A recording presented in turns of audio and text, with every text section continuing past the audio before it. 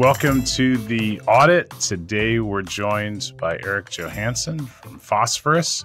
So Eric, thanks for joining us. And today we're going to be talking about IoT and IoT security, which is just a huge market and lots of things happening in that space. And I think we've all got some stories we can share about IoT security or lack thereof.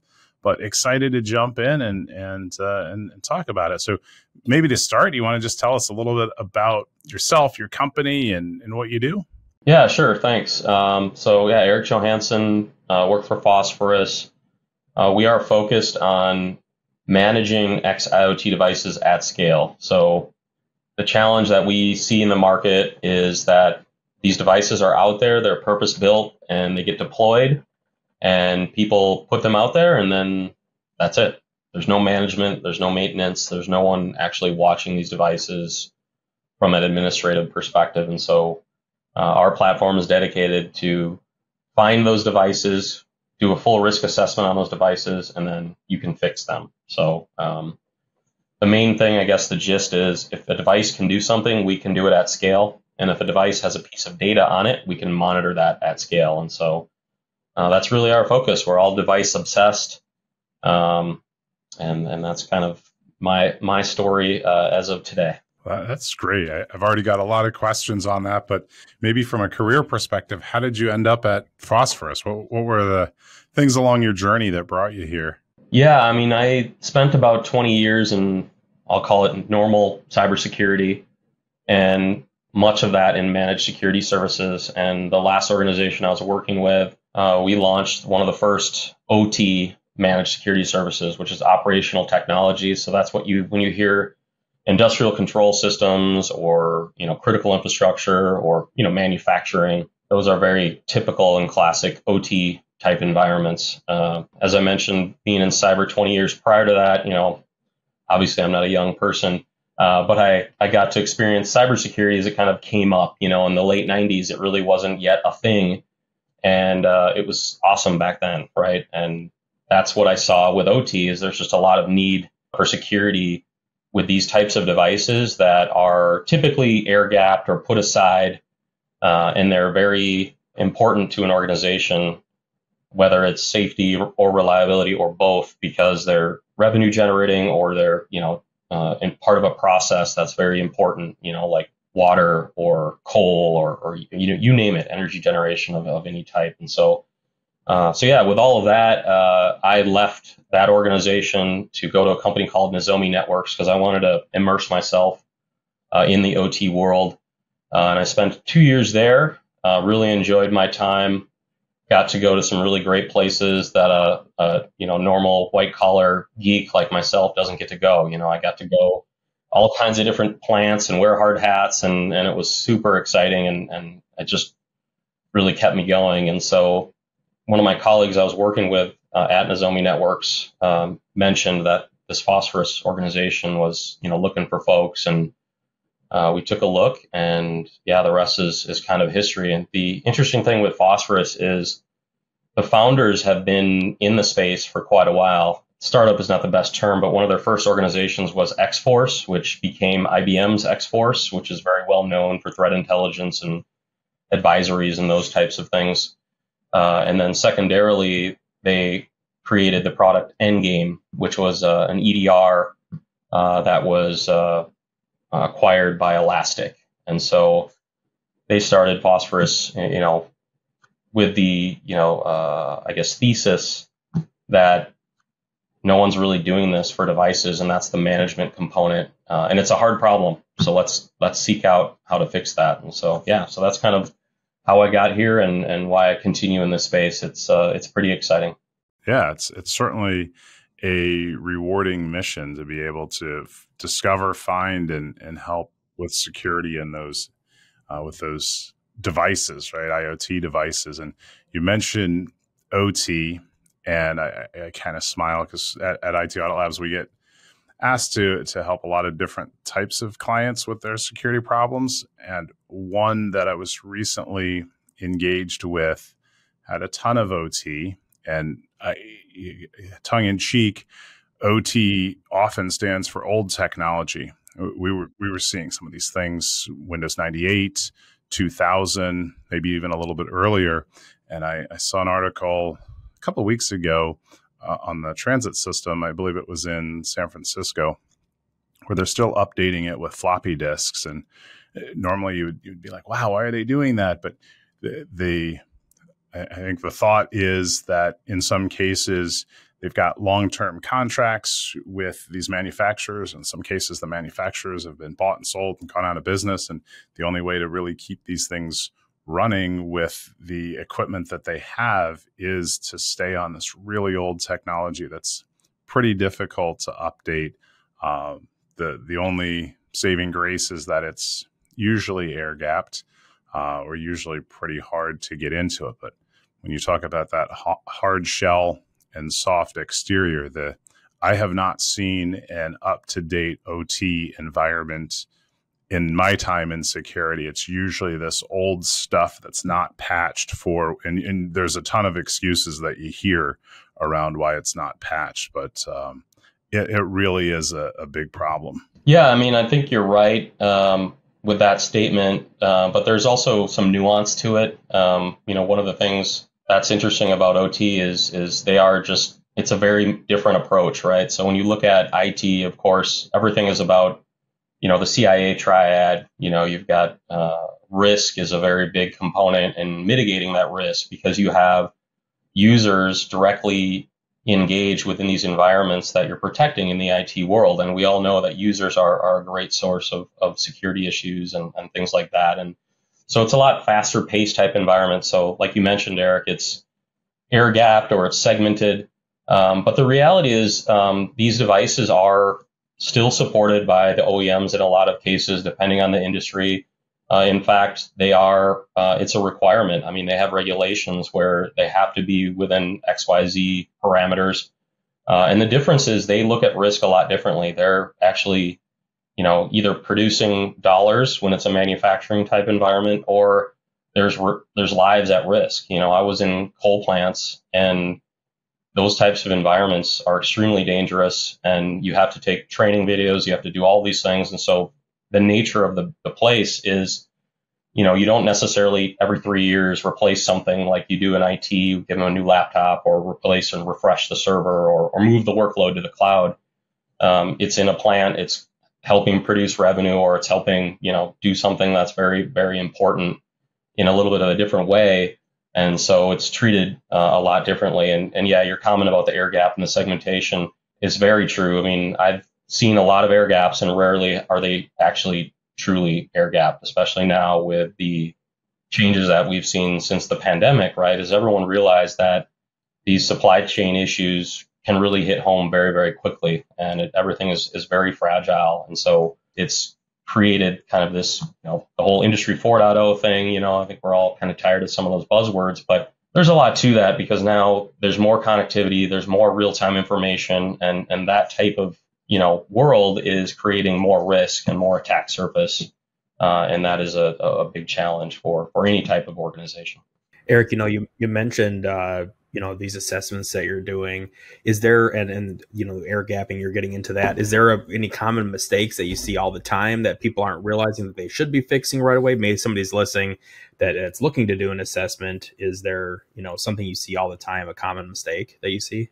I mean, I think the biggest thing, and this is what powers the entire OT cybersecurity industry, is asset inventory, is knowing what you have. And there's a concept in the OT world called floor walk. I mean, where it's literally what it sounds like, right? You're walking the floor, you've got your hard hat on, you've got a clipboard, and you're noting all the different things. And there's actually still value with that in a great way currently, because, when you go into these environments, they may not even know what they have.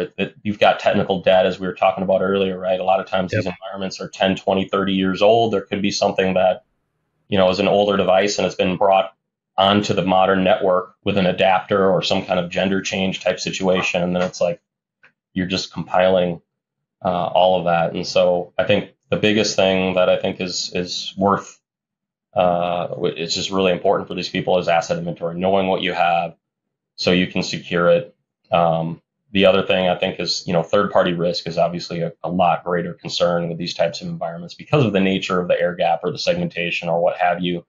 When you start opening up access to an environment that's previously been, somewhat closed, then everything just multiplies from a risk factor. And Eric, I'll echo that and wanted to get your thoughts on a tangent to that.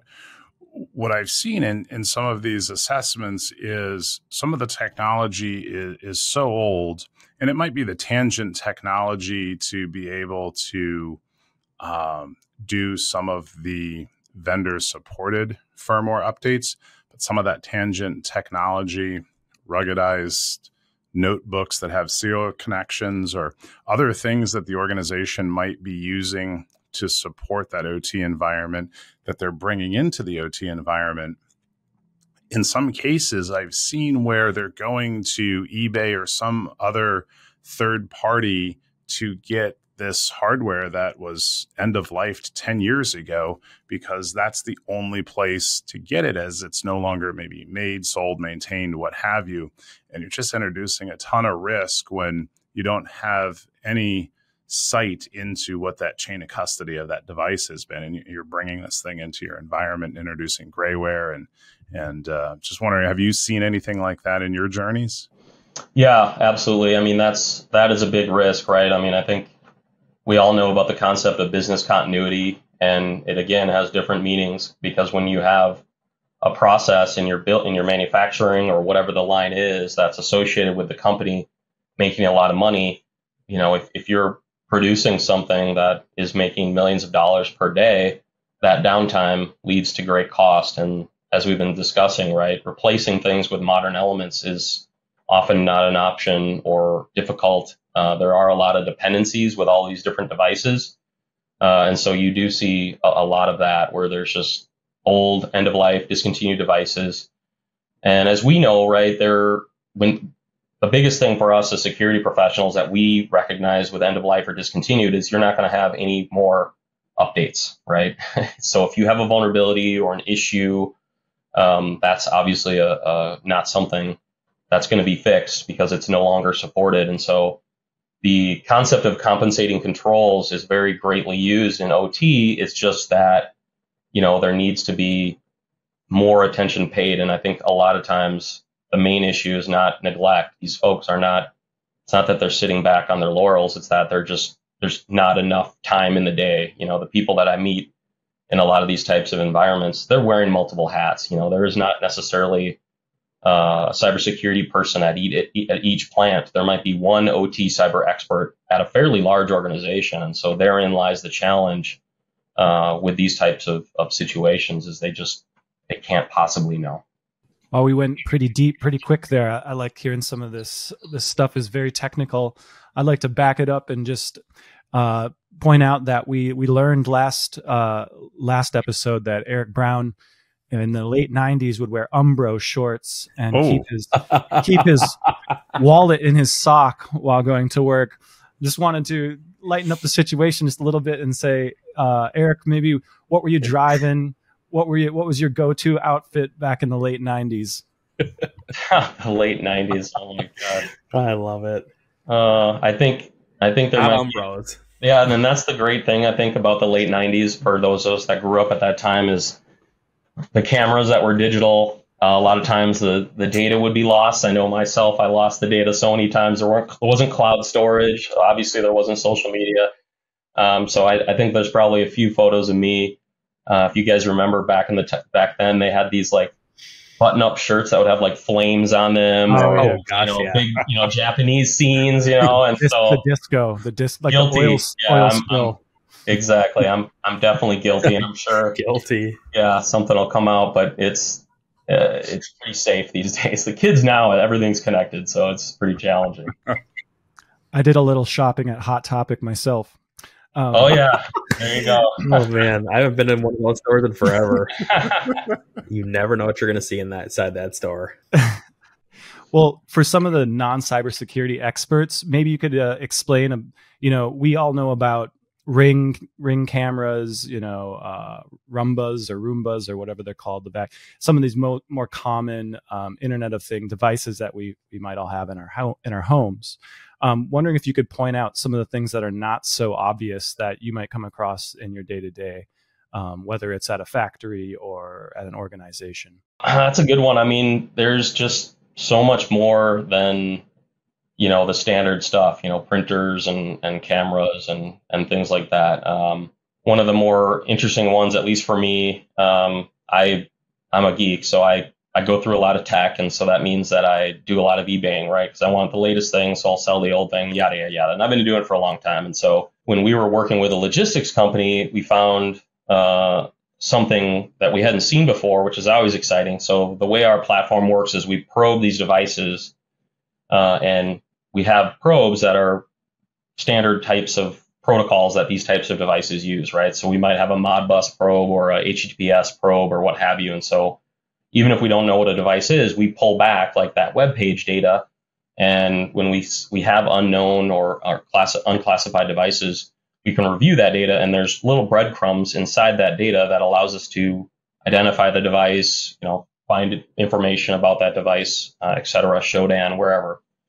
So what we found was essentially it's called a Mettler-Toledo dimensioner, 3D dimensioner. And basically what this product is these logistics companies like a USPS or FedEx or UPS, they place them, and as the packages go by, it's essentially a ton of cameras along a line, and it rapidly dimensions every single package as it goes by. And so what made me realize, like, I'm still shipping to this day, and I now have a ruler next to my station where I ship and all of that. But 20 years ago, I was definitely fudging things here and there, and I guess, I was younger, so I guess I was trying to save a couple bucks. But it's amazing the technology they have. They can do something like 1,000 packages per minute going through this with laser accuracy because of these cameras. And that's how they, if you send a package with UPS today and you maybe said it was 14 inches and it was really 16, you get that bill in a week or two and it gets through that. And that's one of the sources of that. And so it's pretty interesting. There's a lot of like fun things like that. And I think going back to kind of a more simple world is when we think about our house or even better, the office, right? When you start thinking about the different places in an environment, then you'll start realizing there's different classes of devices within that environment. So for example, conference rooms are great, right? It's also good thing to talk about because we're just talking about the pandemic, right? So in a lot of ways, we thought conference rooms were going to be something of the past, and there's a little bit of that going on. I think we're all kind of coming back. But the technology in conference rooms is very consistent across organizations. They're similar brands, similar types of devices. You've got your table-mounted microphone, you've got your TV with the camera and all that type of thing. And so those are devices as well, and those are all internet connected. You got to hook up your Zoom or WebEx or whatever to that. And they are being used, and they're very important to a business. And if they're not working, it's a room that goes underutilized. So it's just a lot of things like that we don't necessarily think about it, and it adds up to lost productivity or issues or what have you if something's down or has been compromised, which is even worse when I talk about conferencing type stuff, because we've been in environments and we've found cameras that they didn't have any awareness of. And when you think about a camera, obviously it's espionage in a box, right? I mean, in a lot of ways, when we see cameras today, it doesn't bother us, right? Because we're used to cameras. They're all over the place. I can see several right now from where I'm sitting. And in that sense, you can oftentimes just get away with something in plain view because you just think, oh, there's just a camera there. But it can be on, it can be just recording audio, or it can be recording both video and audio. And when you're thinking about, like, for example, we found something in a legal environment, head counsel for a law firm, I mean, then you're looking at just a multiplier for the risk factor and the potential issues that can occur. So, Eric, along those lines with IoT, and just to define that, Internet of Things, where you essentially have these internet connected devices that may have a myriad of other devices inside of them, and there's not really a great way to update the security on a lot of these type of devices. So when you think of the Roomba that Josh had mentioned, where it's got a camera, it's got some sensors in it, and it has the ability to map your house and vacuum and all that sort of good stuff. But that manufacturer does not necessarily control all of the components in that device, where they're going out and they're sourcing maybe the lowest or the cheapest product that they could put in there so that they can package this thing up and offer it at a good price. And some of those sub manufacturers may have a bug in their firmware or what have you, that there isn't a great comprehensive way to update that software. So when your company is essentially inventorying all of these devices, how are you helping to provide security around the devices that people may, somebody may order a cat toy that has like a laser on it and a camera so that they could, chase Mr. Miyagi around with the laser pointer from 50 miles away. But that's a great cat name, by the way. That's Nick's cat. Oh, really? Awesome. You beat me to it this time. He's got two. He's got Mr. Miyagi and General Meow. Oh, wow. That's a different story. But they're connected to the internet and they've got, maybe a camera, and people don't necessarily think about, oh, wow, well, the manufacturer could have a compromised portal and now other people could access this. You mentioned Shodan as a way to easily find these devices that may have very poor security that the user can't even change the login and password. To succinctly answer the question, we look at devices from a firmware perspective when they're xIoT, because that is the full truth. So we're not a network-focused platform, we're firmware-focused. And so when I mentioned that we manage these devices by reaching out to them and directly interacting with them in their native language, which means that's how we're safe. And your task is to find out the birth date of every one of these representatives from all over the globe. And if you do it the typical fashion, which is to passively listen to everything using span or mirror or tap infrastructure, you're essentially waiting for someone to say their birth date in casual dinner conversation to identify that birth date. The way that we approach it is we talk to these devices natively. So if I'm going to show up to the ambassador from France, I'm going to speak to him in French, because if I talk to him with my Minnesotan accent in English, it might bother him a little bit, right? And that's the same thing with these devices, right? If you use brute forcing, or if you use a methodology that is talking to them in a way that they're not designed for, that's where you can knock them over. And that's where you see air gap and a lot of these devices being treated in a different way, because they're often very, very sensitive. And so that's, kind of another area that we've kind of approached things differently.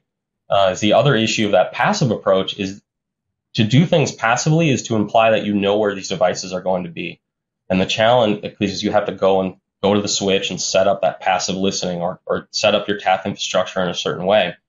The challenge with xIoT, as we know, is these devices are everywhere. I mean, you'll have your employees attaching a device that they needed to solve a problem quickly to the guest network, right? And so, it may not be where you expect it. And so that's where this problem comes. And this is why it's an issue, is a lot of people are just putting stuff out there. And as long as it does the task that they need, talking on the phone or providing video, then they're happy. So. For a POC, you'll come into an organization, set up some monitoring to collect information about all of the devices that organization might have, and then show them the list. Yep. Yeah. And that's actually one of our big differentiators, is as far as like how we do things. And we just created this. We basically have a 15, 30, 60 challenge. And so we can literally fully assess an entire building in less than 15 minutes. And so that's where our approach is extremely different. So I can literally do a full POV in a half day of time. And that's where the way that we've approached this problem is completely unique and different. And the fact that we're managing devices is completely unique and different, because the challenge that we're solving is really only being attempted by us, because it is so massive. Because when you start to think about just how many vendors are out there making these devices and how many devices are coming out every day. We're big fans of looking at the world from the perspective of families of dogs or horses, or just looking at the animal kingdom, right? And so a good analogy is that when you look at like servers that are supporting the cloud, let's use horses to represent that, because there's about 10 million servers within cloud environments, and globally there's around 10 million horses. It's a great animal to think about, because you guys can probably think about the last week and how many horses have you seen, right? Unless we're in a farm environment, you don't really see them. And when you kind of extrapolate that out, you've got, IoT is really represented by birds. I mean, they're everywhere, right? And the number doesn't ever go down. Endpoints is another one where, when you start looking at the quantity of endpoints, the quantity of servers, that number is really not going up necessarily because of those cloud workloads and other things like that. But with xIoT, the numbers are exploding, and they have been exploding for years. And so one of the things that we've done with our platform is we've created in a way that we know there will be devices that we'll not know about, because there's so many coming out. There's never going to be a time where we're like, hey, we're done, right? We've solved everything and we found everything.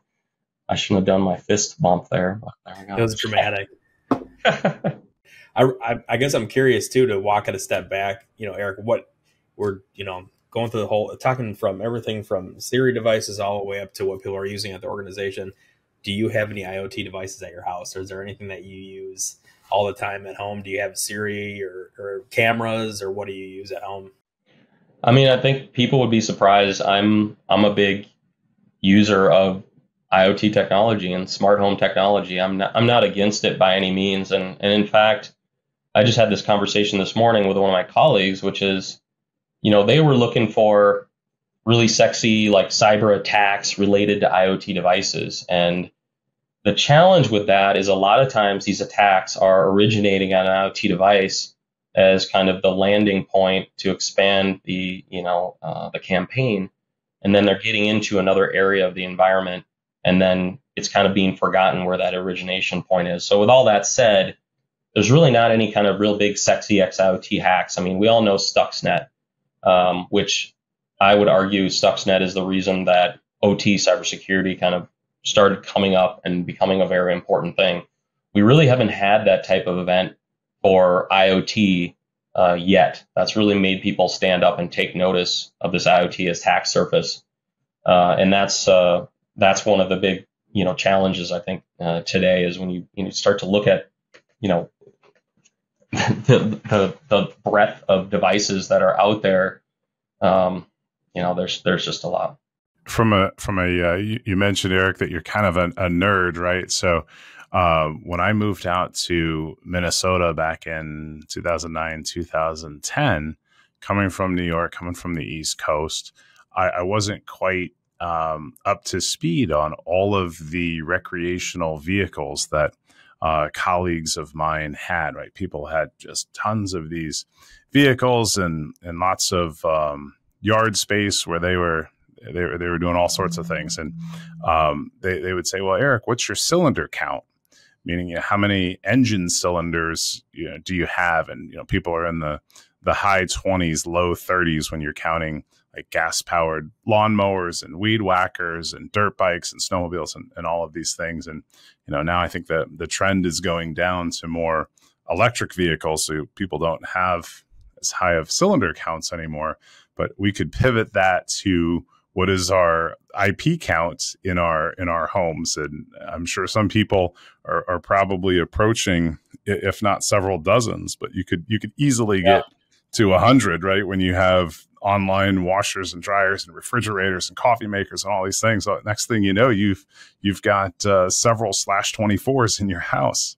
The issue that exists in IoT security today is not necessarily around sexy cyber attacks, because what we found in 7 years of doing this is that there is basic hygiene just not being done. So we're seeing, default credentials in environments, and we're talking Fortune 20 environments. We're seeing, 50, 60, 70% of IoT devices still have factory set default credentials on them.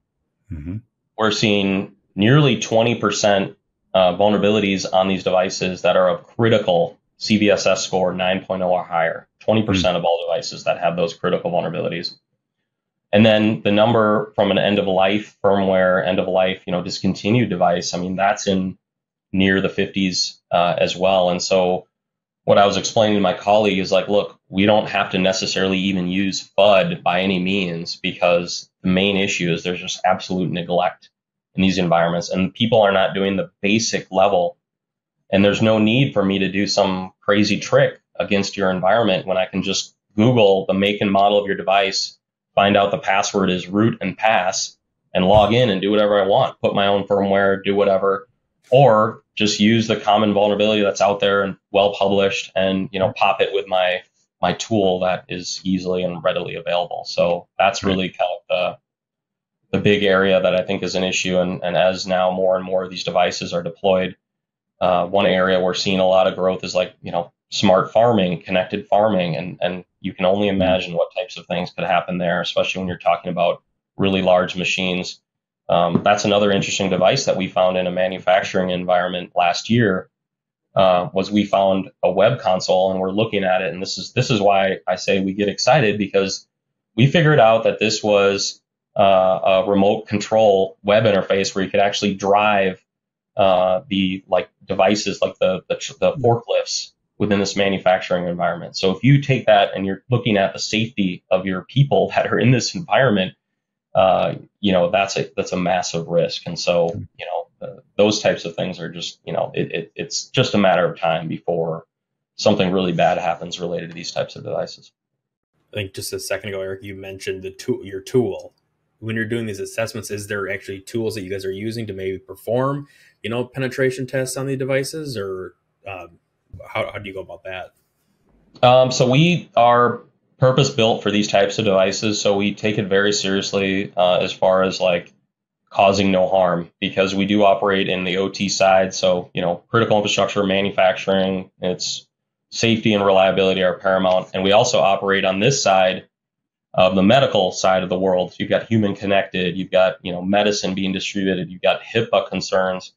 And then, of course, we're in the middle, the carpeted area, as we call it, right? Where you've got carpet, there's your devices, it's what you expect that is in that type of environment. And so with all of that said, yeah, we are a single small appliance. We're typically deployed virtually. We can be deployed from the cloud. And it's all in one, very easy to deploy, because I think what we wanted to do is really just have a platform that is simple to use, simple to deploy, and it helps these environments get to a maturity level. So we can help them find and assess all the risks that they have.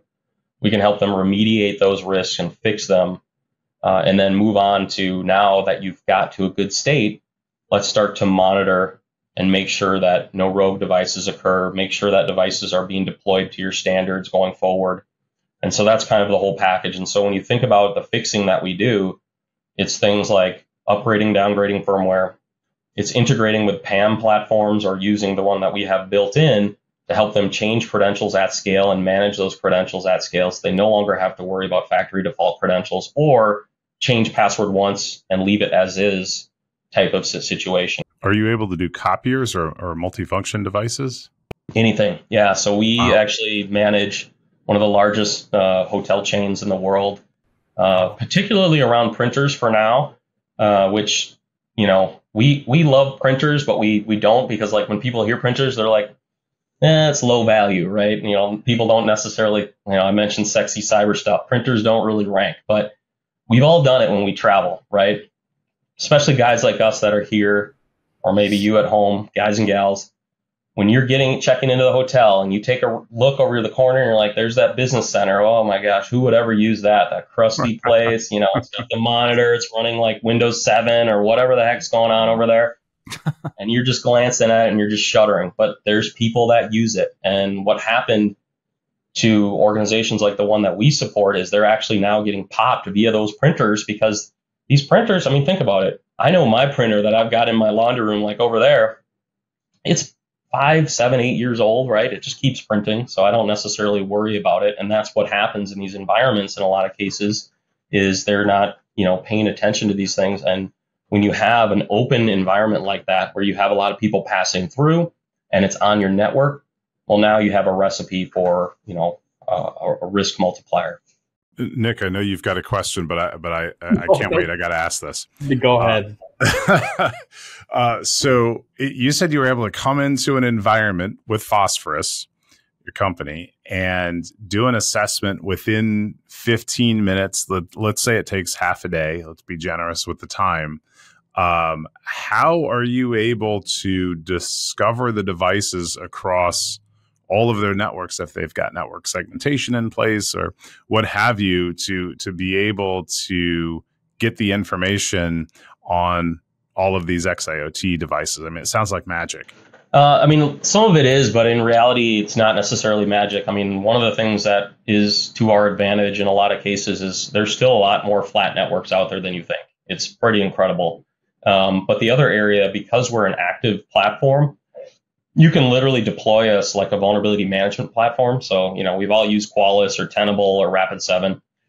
Most organizations put that in one place, and then they allow access from that individual device out to their entire network. And so that's one way that it can work from that perspective to access everything. We, of course, have our engine can be deployed into all those different segments or air-gapped environments to do discovery there. But yeah, we received a patent last year on our discovery engine because it is completely unique and original for our platform and how we do things. It's something that we built internally. And I mentioned earlier we use probes. And so basically what we have is around 500 different probes. Those probes are tiered based on typical sensitivity of the devices that use these protocols. So think Ethernet IP, BACnet, those are earlier on. And what we do is we stop communicating with a device once we classify it. So what that turns into is we find the devices very, very quickly. And once we classify them, we stop talking to them. So when you think about, scanning 2,500 IPs and the amount of traffic that would take with a traditional, hey, let's hit 65,000 ports per device, right? When you look at how we do that, it's only around 13 megabytes of traffic to do that discovery. And as I mentioned earlier, and this is worth noting, we exclude Windows, Mac OS, and that is what pours gas on our speed. So we've scanned in a production environment 1.6 million IPs in under 8 hours. And so it's very, very fast. And one of the cool things that we did as well, when we do a POV or when someone does a scan out of the box, all the data streams in. So you can see the devices, because as I mentioned, when we classify a device, we stop talking to it. So it's done. And when we classify it, you see everything that's going on with it. If it has default credentials, what vulnerabilities it has, what configuration issues it has. So it's pretty powerful. Do you sell through the channel, and how do we become a reseller? Yeah, we do. And I would love to give you guys a demo. I mean, it's awesome. I'm extremely passionate about what we're doing and how we're doing it. And phosphorus.io, check it out. We're actually working with a lot of the Fortune 100 already. It's been pretty incredible. But I think, like I mentioned earlier, I think, it's not all roses, right? I think one of the challenges, is we are early, right? There's a lot of people that don't yet recognize this problem. And so one of the things that we've had happen when we come in, if we get engaged to do a POV at an environment where they don't necessarily have an acute problem, just like any other platform, but what happens is we'll be successful. And because we have a little bit of a overlap with some tools, like, hey, we already have Qualys for scanning, and we already have Forescout for, passive identification. And so then it becomes like, well, we don't really have budget because there's not necessarily a problem.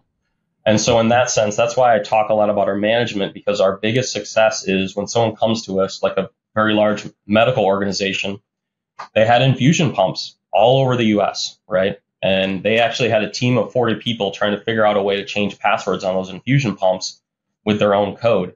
And we came in and did that, within a week, because it's just part of what we do. And that's one of the unique things for us is before we do a POV, we always ask, hey, what are your business critical devices? Because what we can do is they can give us 2 or 3 devices. And if we don't already support it out of the box, we can build that support. So that's one of the unique things. We can have that support for full management in under a month. So it's pretty incredible.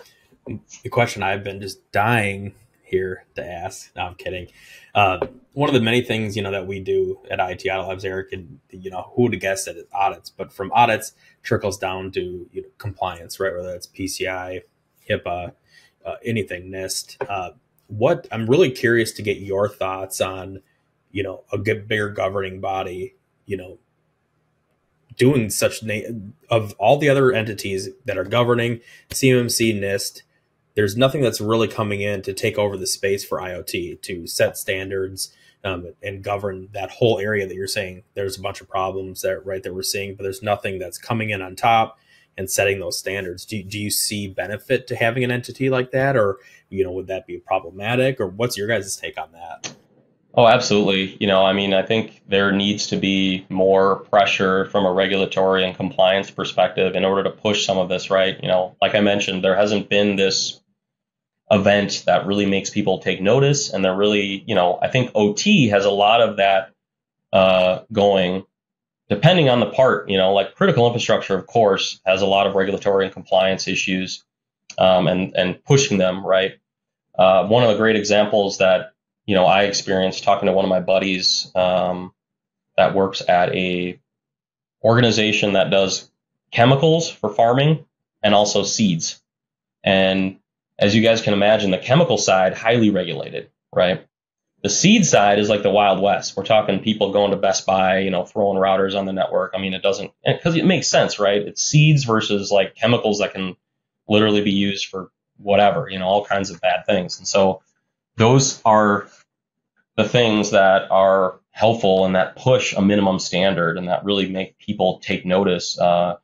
Maybe you guys saw, but recently the UK is starting to push on passwords and making sure that people are not using easy to guess passwords. And what I found very interesting about the article was that there were actually regional passwords that are, tied to easy to guess passwords in that region. So for UK, it's like Arsenal, Liverpool, and I'm sure in the US we'll have our own that are very, very commonly used, but it was Vikings 2024. Yeah, exactly. Point. Yeah. Vikings next year. Yeah. So Eric, you're saying, and unfortunately it is this way, we need to have some sort of catastrophic event for people to take notice of the space. Well, right? I don't know if it's that.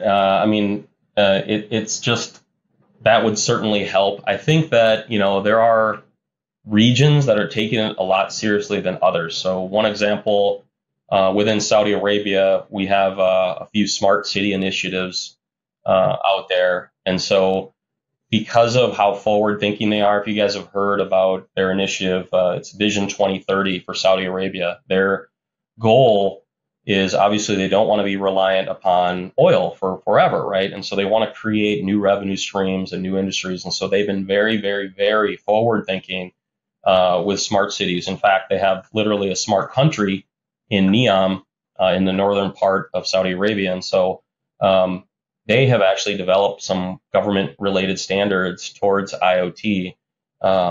I think because of some of these projects that they're working on and the importance of these projects, when you think about, and that's really where I think we all need to take notice of IoT, is that when you think about like a camera today, it's a CCT camera, it's security, but really where cameras are going in the future is going to be, we all maybe know about the Xbox Connect, right? And it helps you know where people are. And that's really where cameras are going, is it's not necessarily just recording what happened. It's now about visualizing in the space and helping someone interact within that space. That's where everything's going from a smart city perspective. And it's also like, that's one of the things that I saw when I was in Saudi last month, is that I got a tour of a 911 facility, and it was literally like Minority Report. I'm telling you, they had monitoring where you would see people driving down the highway and it showed their name and what their seatbelt was off and what have you. And you had another area where it was monitoring crowd density, which makes sense when you think about it, right? If you have 10 people crowding together, that's potentially trouble versus 2 or 3 people talking.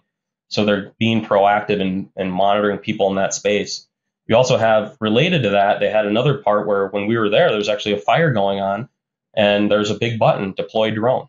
So a lot of what they do is now you've got your physical cameras that are in a place, And then now, of course, we all know about drones and their use in warfare, but there's also public safety and other components where drones are being utilized because you can literally deploy something and have eyes and have an understanding. And when you start thinking about smart cities and where these places are, when you get into, mountainous regions or cold or hot or other types of areas, that's where you can really save a lot from a risk component, before deploying people and things like that. Sounds a bit Orwellian, especially hearing a lot about the FISA 702 that just got passed here in the US. There hasn't been any big, sexy Stuxnet type breaches or anything like that with IoT that we can point to. Are there maybe some smaller stories that are of concern or that popped up in your news feed that are worth mentioning? Yeah, I mean, we experience quite a few of them, like just working with clients that they don't make the news. But I think, related to that, like we all know the FCC put a ban on certain vendors a year or two ago with Chinese origin. And the key thing with that ban to note is that the ban is not about Chinese companies per se. It's not saying every Chinese company is bad, not by any means. But what it's focused on is Chinese companies that are beholden to Beijing. So they're essentially found or suspected to share information with the government of China in perhaps a non-standard way that you would think. So with that, it creates a lot of risk. And so one of the things we do is when we do discovery within an environment, we'll actually highlight prohibited devices. And so one of the deployments that I had last year was we had a meeting with a CISO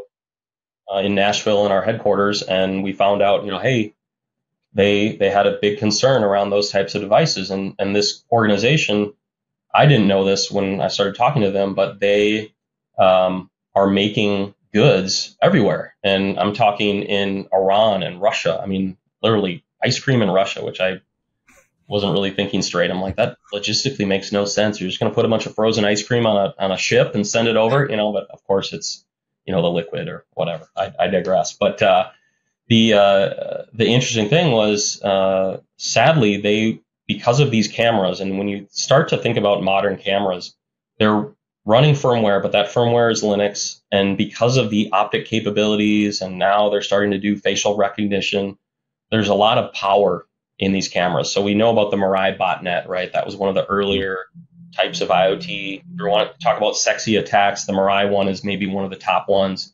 And there's a reason why it was focused on cameras, is that there is a lot of horsepower within these Linux kernels when you pop the device to be able to run things on there that can create issues like that botnet did. So getting to the point with this organization, the issue that they had is they had actual people disappearing from their factories because of these cameras and because of these cameras reporting information back. And so one of the things that China is very focused on is when they have people that leave or maybe go to other areas, in some cases they want to bring them back. And so with that was our focus within, those environments was we were given a couple days to go out there and to their largest facility in the UK to do discovery. And of course, we know how our product works. And so we were able to do that in 4 of their largest networks in around a half day. So that gave us, some time to do other things. And that is one of the beauty, when you think about assessments, our data, we get the data and we're done. We can just walk away. It's a single JSON file, and I can take that data and import it elsewhere later to do analysis. And so, for me, I love it because it's just so easy to get the data and it's so portable and you can get results very quickly.